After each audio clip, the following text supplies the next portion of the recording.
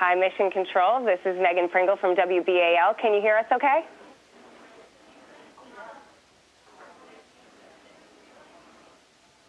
We heard you loud and clear, Megan. This is Megan Pringle from WB. Great. Is that Colonel Virts? It is. Good to talk to you. Well, great to talk to you. Good morning. I have so many questions for you. Tell us what that landing was like. Yeah, that was amazing. I had only flown on the space shuttle before, and taking off on the Soyuz rocket was really cool. It was a little bit different. But it was pretty spectacular. A lot of G-forces, a lot of banging when the engine shut down, and it was definitely a ride that I will remember for a long, long time. Since you've been there, and I know it hasn't been long, but what's been the biggest surprise or possibly adjustment to you, either physically or just emotionally? You know, the thing that I was surprised about was how much easier it was this time to adjust the space. Last time was my first space flight, and this is my second space flight. And I just adjusted a lot quicker. There's still a few things. Your head gets stuffy because all the fluid floats up in your head. So there's a little bit of that. But for the most part, when I got here, it was like riding a bike. I remembered everything just like I had done a few years ago. It's so exciting for us to have someone local do something so incredible, and it was so much fun to watch Reed Wiseman. So is there a little bit of pressure because he did so much tweeting and interaction with social media? Is it tough to compete with that? Are you going to try to have some sort of interaction and I guess create a following or at least an interest? Well, there's no competition. I can never compete with Reed Wiseman. But Reed is awesome. He's also, as you know, a fellow Baltimore native. Actually, I was just down on the cupola. I took some unbelievable pictures of a sunset we just had over South Asia. So I will be tweeting. Astro Terry is my Twitter and Instagram handle, and I'll try and send out some pictures. The views here are just spectacular. I saw a sunset. The first sunset I saw on station yesterday. The moon and Venus were right next to the sun. They all set at the same time, and it was amazing to see the moon kind of burble as it went behind the atmosphere. The views are not like anything on Earth, so I'll definitely be sharing them as much as I can. I think that'll be really exciting for people, and that's something they're really going to enjoy. You haven't been there long, and it seems like already you've seen some stunning images. Is there anything that you're looking forward to seeing the most, or an area of Earth that you're really excited to see what it looks like from a different vantage point? You know, I'm just excited to have 6 months to live here and really get to know the Earth well. On my first flight, the way the orbital mechanics worked out, I was over America at nighttime all the time. And so far, the last 2 days, it's been, we just launched basically yesterday, so I kind of just got here. But I still haven't had good views of America, so I'm looking forward to seeing Baltimore and the Rocky Mountains and, you know, as much as I can of my own country. Right, you're a horse racing fan. Are you going to watch the Preakness from there?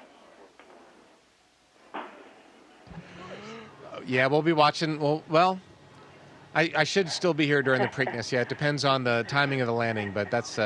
I will be here for opening day for the Orioles and hopefully the Super Bowl for the Ravens, and we got a lot of sporting events to look forward to. Butch here, my crewmate, Station Commander Barry Wilmore's a big sports fan too. Oh, good. Well, that'll be fun. Now, what about the hometown aspect? I know it's got to be very exciting for this area, in particular Howard County and Columbia. If there's any kids that are watching from Oakland Mills High School who may be interested in science, what would you have to say? Oh, my goodness, I just saw an image of you looking. Look at you guys. Can you do that again? Show us what that's like with the football and sort of walk us through what that's like. So you just now got the video downlink, huh? We've been spinning and doing all kinds of stuff. Yes, I've been listening to you, but I haven't been able to see you. Well, we've probably been watching it. This is just my first opportunity to see it. Okay, so go ahead. Since you're both sports fans, and I love that you're representing the Orioles, have you had like a game of catch? Well, we just got the football out. This is our first game of catch. But actually, one of the really cool things about living in space is learning how to throw something to your crewmate, because on Earth, when you throw something, it drops, and in space, it doesn't drop. And so you have to retrain your brain on how to throw things in a straight line. I know that we're going to be following you for quite some time, so we'll have to look forward to the football skills probably improving, and maybe baseball as well. Are you, do you have a position that you're going to play? Are you going to be like the running back of the International Space Station? Well, I think I would definitely, my 40-yard dash time would be pretty good since we're moving 17,000 miles an hour. I'm hoping he's a running back because I'm going to be the defensive linebacker. Yeah, you're a big sports fan, I hear. Oh, yeah, I watch it on occasion. We thought we'd represent all the major sports in America right now with the football and the hockey and the baseball, and we're colorful as well. Exactly. Well, hopefully no rivalries in space. That could get messy. Now, what about I think Butch and I are safe. It's not like Orioles and Yankees. Go ahead. I think you were asking about Oakland Mills High School and what to tell kids.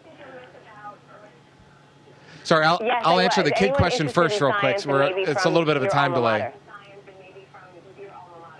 Yeah, I would say if you have a dream, pursue it. You never know what's going to happen. And if you have something that you're interested in, if you have some God-given talents, go ahead and pursue those. And don't tell yourself no. Don't let go ahead and go for it. Do you want to give a shout out to anyone in Howard County or Columbia at all from space? Well, I'll say hi to my mom, Evelyn and Jack Colson. They're there on the eastern shore of Graysonville, and I've got a new nephew. My cousin Kristen just had a little boy, Cameron, so I'll say hi to him. Aunt Helen, Aunt Pat, Uncle Tom. I got a lot of relatives back east there, right? And a lot of them got the chance to watch the launch from the Goddard Space Flight Center. So that was really a thrill for them.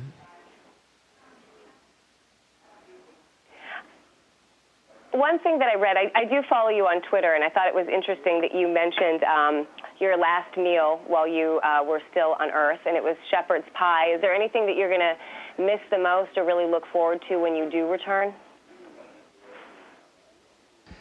Everybody asks that. I think there's some basic things like taking a shower. There's no showers up here. We just use a wet towel. And the food, of course, is a big thing. The food's pretty good here. It's better than what I would be cooking for myself if I were a bachelor. So, but I think just basic things like that you miss.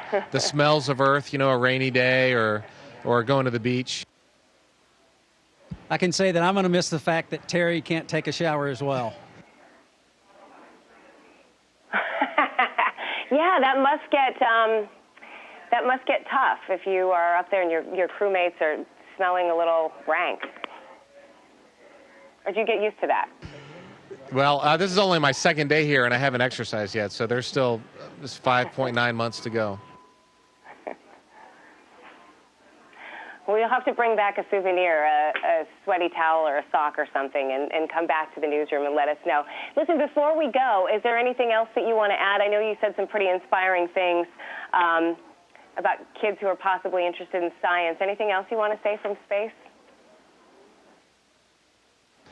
Well, I'll just say it's a real, this is an amazing machine. This is one of our steps as we move out into the solar system. This is step one. And it's great to be here with an international crew. We have an Italian astronaut and 3 Russian cosmonauts. We get along great. We're really enjoying our time with them. Some of our Russian friends were just taking pictures of me and Butch doing our first press conference together. So the international cooperation of the space station is really amazing.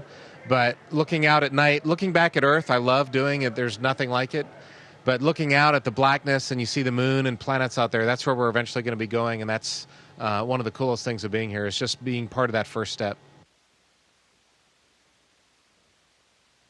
And station, this is Houston ACR. That concludes the WBAL-TV portion of the event. Please stand by for a voice check from WKRN-TV.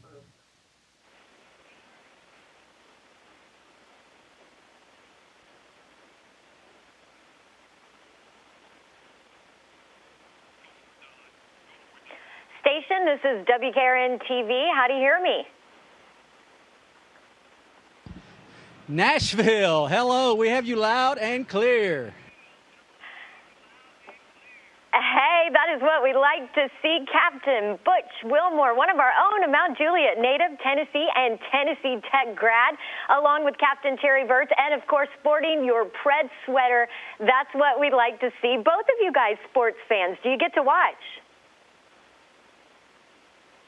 You know, we do. NASA's got a great system. They can uplink live games, and of course there's several games that we can ask to get taped, and they'll send them up in a special section for our, we can watch on our computer. So yeah, we can stay in touch.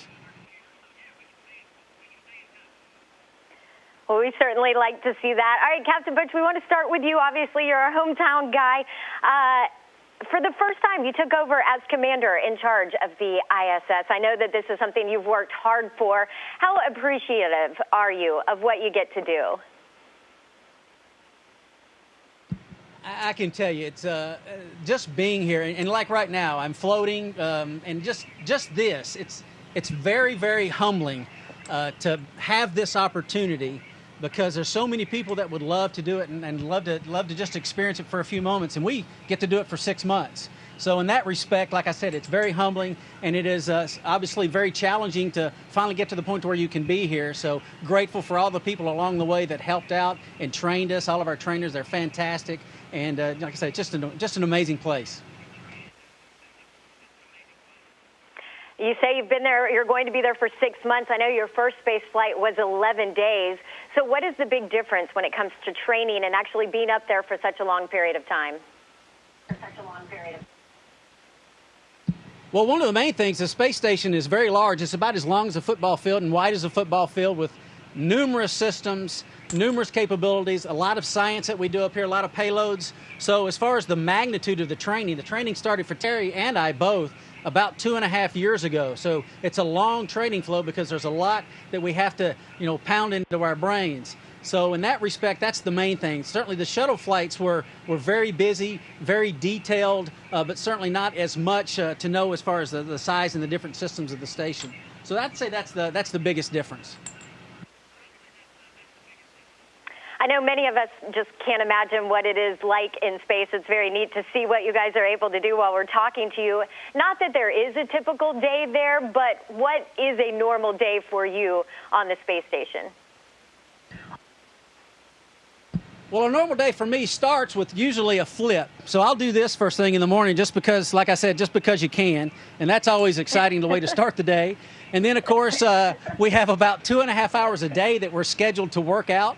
With some resistive exercise and also aerobic training. You can kind of see this on the side right here. This is our space bicycle, and we also have a treadmill that we run on. So we do that 2.5 hours a day, every single day just about, to keep ourselves physically conditioned, to fight muscle atrophy and bone loss, those type of things. So we've come a long way in the past decade of learning what we need to do to combat those. So that's a big part of it. And obviously, the different various tasks, the science that we do is ongoing every single day, various different science aspects. And of course, there's maintenance as well. Just like in your home, your potty breaks. Well, our potty breaks too. And we have to fix that and other things. And there's also just upkeep. You've got to clean the vents and vacuum and do all those type of things. That's kind of normal. We typically do that on Saturdays. So the day is and that's probably the best part about it, is the variety. There's such a variety of things that we have the opportunity to take part in. Well, I know a new crew just joined you up there. And Terry, I think you are on that crew. What is the debriefing and the welcoming process like? Yes, I launched actually yesterday. And Butch and Sasha and Yelena were ready for us. We opened the hatch. They were all very excited to see us. And they had a good meal for us down in the Russian segment, a lot of food, which actually we were all starving because we hadn't eaten for probably 8 or 10 hours. So it was really fun. In the Soyuz, you're really cramped. You're sitting like this in this very small capsule for about 6 or 8 hours, like I said. And so by the time we got here, getting into the station, this big, giant, open area. So that was fun to all of a sudden feel like you're in open space. Well, Captain Butch, you are there until March, and I know you guys get this question a lot, but what do you miss most about being here? You know, honestly, this is such a unique place with such unique experiences every single day that I can honestly say that I really don't miss much. I don't miss not having a hamburger because the food here is different. I don't miss not having French fries because the food here is different. I don't miss not having to mow my grass, though I love mowing my grass, because the variety of things here is so very different. I'd say the one thing I miss my church. I miss my church family. So that's one thing that I do miss. And other than that, like I said, the experience is so different. There's too much to occupy our minds to really miss a lot.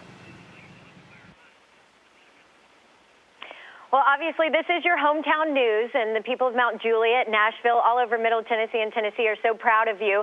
What do you have to say to the people of Mount Juliet? I have to say that's God's country. Every time somebody asks me where I'm from, I tell them that's the first thing I say is God's country, and that's what I truly believe. And y'all live in a wonderful place, and I say, go Smashville.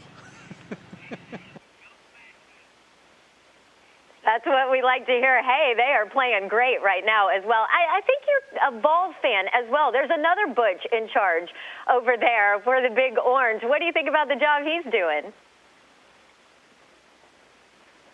Hey, you know, it's they're getting going here. I know they lost this weekend in a close-fought match, but things are turning around. We got high expectations for the years to come. All right, last question for you guys. For anybody that is watching this and is seeing what you guys are doing, maybe kids that, hey, one day I want to do this, what would your advice be to them? The main thing is, I think a lot of people have said it, and I agree, and that's do what you love. If you got a passion about something, pursue it, whatever it may be. And ultimately, you're looking for happiness in your life and how you can support and help others, and that's the main thing. And you never know if you put a lot of effort into something where it might lead, truly. So that'd be the main thing that I'd say. All right, Captain Terry Virts, Captain Barry Butch Wilmore, Mount Juliet's own, thank you so much for joining us. We are really honored to speak to you, and we are very proud of you, Captain Butch. Thank you. Super, it's our pleasure. We've had a ball.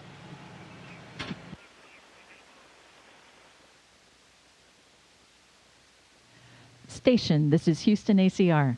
Thank you. That concludes the event.